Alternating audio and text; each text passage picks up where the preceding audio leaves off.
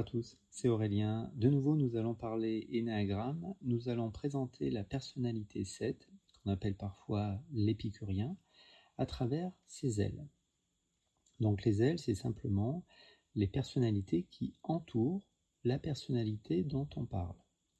Parfois, certains d'entre nous, on a la difficulté à être certain de notre personnalité énéagramme, justement parce qu'on hésite entre notre structure, si vous voulez, et la personnalité qui entoure cette structure. On dit qu'on a parfois une aile qui est plus marquée que l'autre.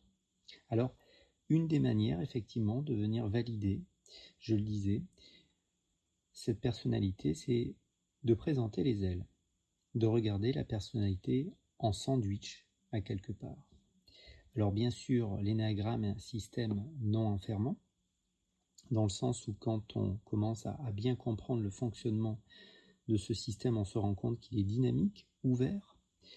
Bien sûr, l'enjeu est de découvrir la personnalité, énéagramme, le type, le flux, peu importe comment on souhaite appeler ça, celui qui anime nos comportements, celui qui correspond tout simplement à la manière dont le mental a filtré l'expérience.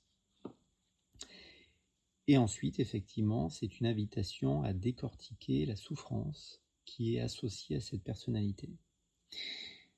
L'énéagramme, je le présente, vous le savez peut-être, tel qu'il était vu autrefois, c'est-à-dire il nous vient d'une époque où le développement personnel n'existe pas, et d'une manière très terre-à-terre, de manière très, j'ai envie de dire, binaire, à partir du moment où vous pouvez commencer à observer votre personnalité souffrante, vous en faites un objet d'étude.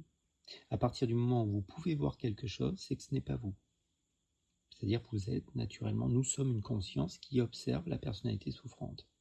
Si c'était réellement en nous, au plus profond de nous, on ne pourrait pas la voir, cette personnalité.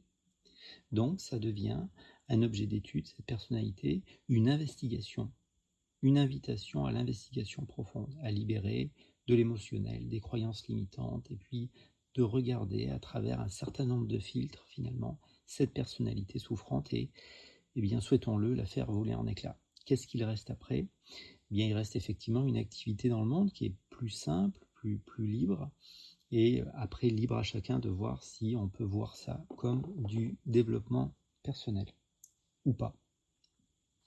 Encore une fois, c'est un moment de partage simple, et j'espère que cette vidéo va vous apporter quelque chose. Moi, je suis heureux de vous partager ces informations. Vous pouvez voir peut-être cela comme une simple initiation, voilà, un partage. Voilà, donc si vous voulez aller plus loin, après, libre à vous de peut-être aller vers une école, vous diriger vers un centre. Il en existe sans aucun doute des sérieux.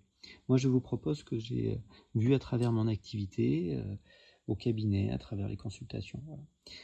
Allez, on arrête donc pour cette petite intro habituelle. Voilà. Et donc, nous allons présenter donc, la personnalité 7, qu'on appelle parfois l'épicurien, à travers ses ailes.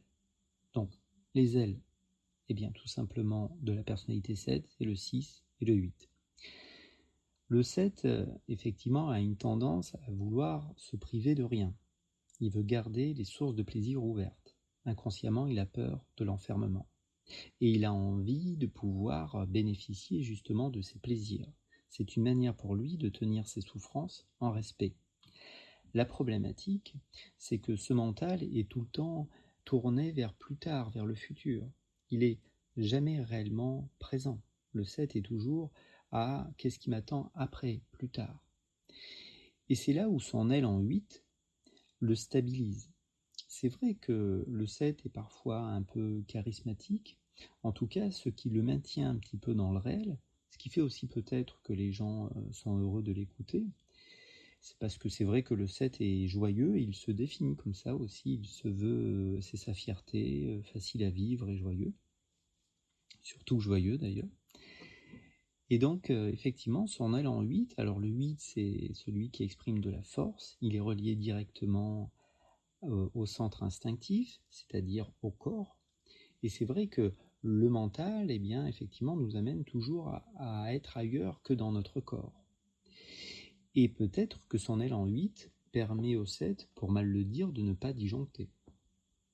c'est-à-dire de garder quand même un lien avec le présent. J'ai presque envie de dire avec la vie.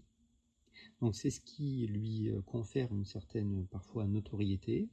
C'est aussi ce qui fait que c'est un bon communicant, parce qu'on sait que la communication se situe à plusieurs niveaux. Il y a le verbal, les mots, le paraverbal, hein, c'est plutôt comment les mots sont dits, le timbre de voix, l'expression, et puis tout ce qui concerne, on va dire, voilà, le verbal, le paraverbal, et puis le non-verbal. Et tout ça aussi, c'est le corps. Et donc le 8 a un corps qui est très marqué, très fort. Voilà. Il dégage une force. Voilà. C'est une colère souvent qui est dégagée, forte, chez le 8. Bien sûr, c'est une aile chez le 7. Donc c'est pas de la colère qu'il exprime rarement. Mais c'est une présence. Donc un communicant qui est présent, à un niveau, on va dire, inconscient, hein, puisqu'on change de centre. Voilà, le 7 est dans le centre mental, le centre de la rationalité. Le 8, lui, au contraire, est dans le centre instinctif, des besoins primaires.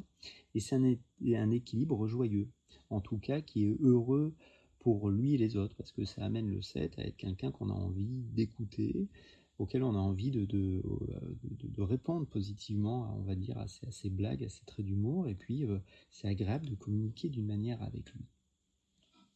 Et c'est aussi une manière, on va dire, d'exprimer une forme de force. Voilà.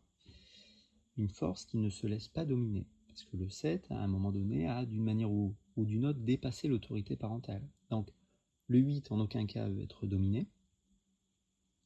Et le 7, lui, eh bien, à travers cette aile, on pourrait dire, aime que tout le monde soit au même niveau. On est presque dans une ambiance, j'ai envie de dire, où tout le monde est au même niveau. C'est important. Ouais. Il n'a pas envie de prendre une position dominante, il a envie que ça joue en fait, que les échanges en interaction, par exemple en société, même au travail, ça soit une interaction joyeuse. Autant il est hors de question qu'on le domine, autant dominer les autres ne l'intéresse pas vraiment. Ce qu'il veut, c'est jouer. Ça, c'est un mot important, le jeu et le plaisir.